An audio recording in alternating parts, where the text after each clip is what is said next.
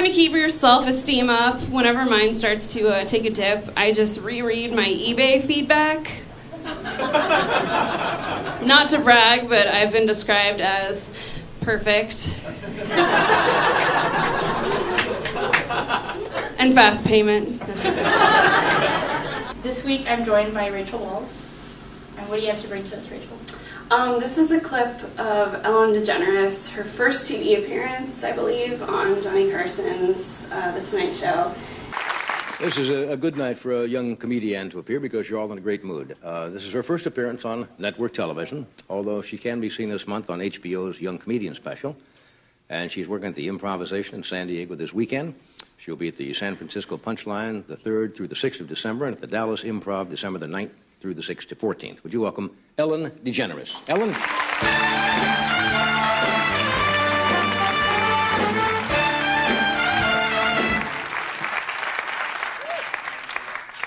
Thank you. Hi. Good. You feeling good?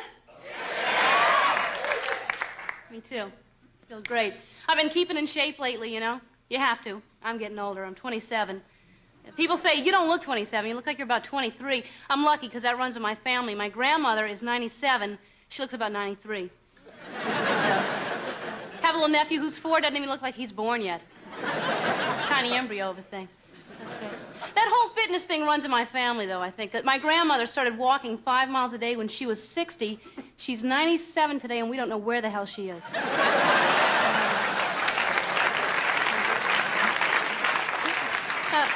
I'm kidding. We know where she is. She's in prison. Joke about the grandma walking, that's like super classic, and that's hilarious. Right. And she gets like an applause break, and then she just twists it and puts another tag on it with this, no, we know where she is. She's in prison. And like, to me that just shows like the kind of comedian Ellen is, that like she does this like really mass appeal type of thing, and then she gives you just a little hint of like something kind of darker. This was what, 86? So I think comedy was starting to evolve in a way that, you know, like you mentioned, this is a very kind of classic joke premise and setup, and it's almost like comedians were getting tired of hearing that and starting to parody it in their comedy, and I think this is just one example of that. The audience loves that joke. Right. But then when she turns it, they're like, oh. To me, life is very precious. It's very special. We're here for such a short time that everything on this earth should have a reason, should have a beneficial purpose. And I feel like everything does, except for fleas. You know? Fleas do nothing at all beneficial. I always thought at times like this when we can't figure it out for ourselves, wouldn't it be great if we could just pick up the phone and call up God and ask him these things? Just pick up the phone and call up God. Yeah, hi, God. This is Ellen. Ellen. DeGeneres. DeGeneres. What's so funny? No, I never thought of that. It does sound like that, doesn't it? I get it. Yeah, listen, if you weren't too busy... Sure, hold on. Somebody's at the gate.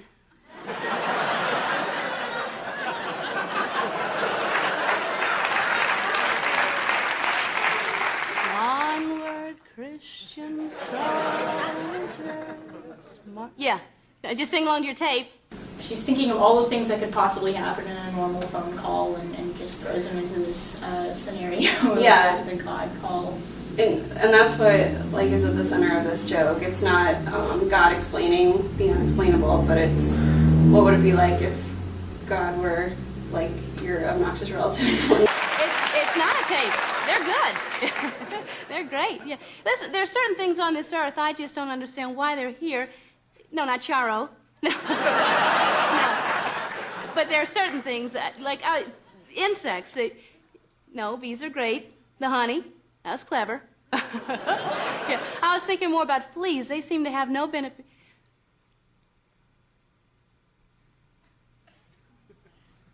No, I didn't realize how many people were employed by the flea collar industry.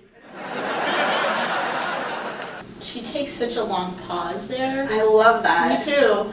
I feel like most comedians wouldn't do that. They want to just, I think the silence would make them uncomfortable, that long of a silence from the audience. Oh yeah, especially imagine like your first time on TV. Yeah. Having that long silence, but she really commits to it, and and then we can actually imagine like, okay, what is God? Right, and we're all thinking. We're waiting for it, and it adds to that realism where it's like, and it builds up, like we're becoming more and more anxious to find out where is this going. Yeah.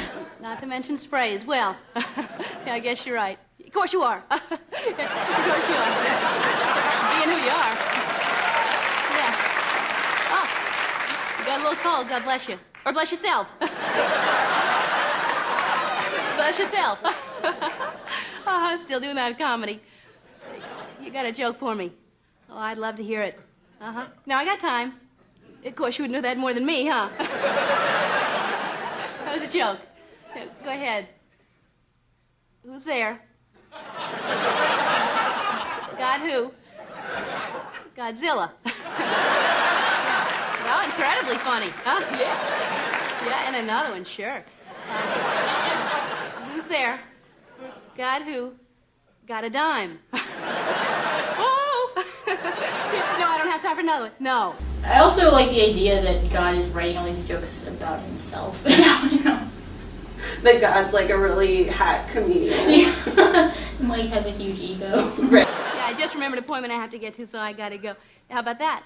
God who? Gotta go? Cute? Stupid. All righty. It was good talking to you, too. And I'll talk to you later. Thank you very much.